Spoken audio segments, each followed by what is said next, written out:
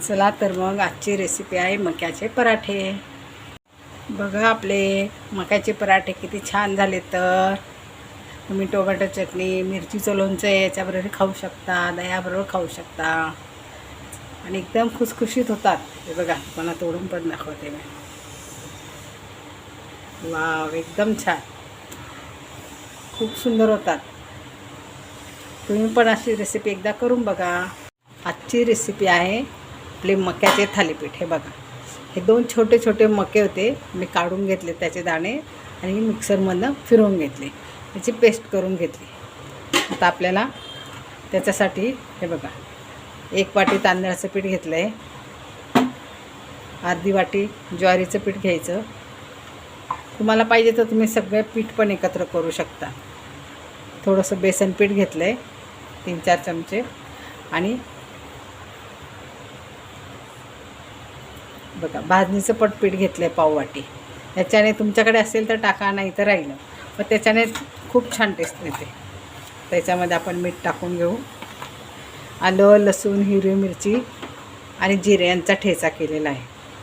जरा तिखट छान लागतात हे पराठे. त्याच्यामध्ये थोडासा चाट मसाला टाकून घेते, जरा चटपटीत लागतं मका असल्यामुळे. त्याच्यामध्ये हळद टाकून घेते, हळद टाकायची. थोडीशी धने पावडर टाकून घेते, थोडंसं तिखट टाकायचं, थोडा गरम मसाला आपला. त्याच्यात कोथिंबीर टाकून घेते. आता हे सगळं आपण एकत्र करून घेऊ आणि हे टाकायचं मक्याचं आपल्याला जे आपण केलेलं आहे वाटत. ते आपल्याला पाणी लागलं तरच घ्यायची आहे, नाही तर गरज नाही, कारण याला हे खूप पातळ आहे. मक्याला पाणी भरपूर असतं ना, आणि पौष्टिक पराठे असतात हे. आता हे आपण हे सगळं एकत्र करून घेऊ.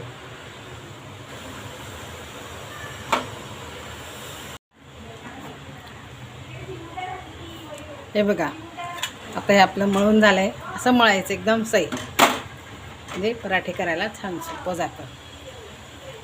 आणि तुमच्याकडे जर भाजणीचं पीठ नसलं तर तुम्ही सरळ 2-3 पीठं पण त्याच्यात एकत्र करू शकता, आणि त्यात गरम मसाला, धणे जिरे पावडर टाकायचे. त्याच्या पण भाजणीचा फ्लेवर येतो. आता मी थोडं भाजणीचं पीठ आहे माझ्याकडे म्हणून टाकले. खूप छान वास येतो, स्मेल येतो आहे त्याचा. आता त्याचा फ्लेवर खूप छान येतो आहे. आता याच्यात पराठे करून ठेवते ना. चला तर हे बघा, आपलं पीठ छान भिजलं आहे. आता आपण करूया पराठे. हे बघा, ओला करून घ्यायचा रुमाल, त्याच्यात थापून घ्यायचं, पाण्याचा हात लावून लावून थापून घ्यायचा. छान असं पातळ करून घ्यायचा, तुम्हाला जसा पाहिजे तसा. असे छिद्रे पाडून घ्यायचं, असं लांब करून घ्यायचं. आणि आता आपण त्यावर तेल टाकून घेऊया आणि पराठा टाकून भाजून घेऊ.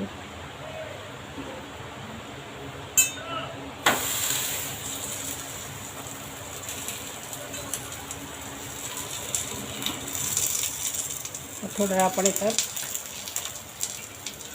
झाकण ठेवूया. आपल्याकडे महाराष्ट्रात पराठे म्हटलं ना, काही पूर्ण मील असतं ते, कारण त्याच्यात भाज्या असतात आणि पीठ असतात, त्यामुळे ते महाराष्ट्रात फेमस आहेत. हे बघा, तो उलटून घेऊ आपण. आता झाकण नाही ठेवायचं, आता असंच करून घ्यायचं.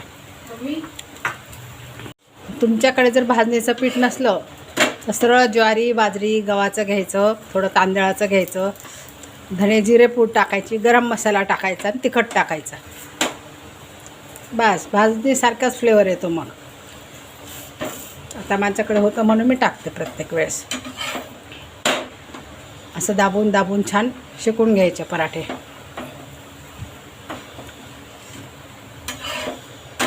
बघा किती छान झाले पराठा आपला. दिसतो ना एकदम टेमटेम, कलर पण किती सुंदर आला. खायला पण एकदम चविष्ट लागतो हा पराठा. मुलांना टिफिनला द्यायला छान, प्रवासाला न्यायला चांगले. पालकाचे पराठे तर प्रवासाला खूप छान, खोबऱ्याची चटणी आणि ते. तर आता दुसरा पण टाकून घेते मी, काढून घेते आता पराठा मी. हे बघा आता दुसरा पराठा टाकून घेतला मी. असे आता मी सगळे पराठे करून घेते. बघा किती छान झाले आपले पराठे.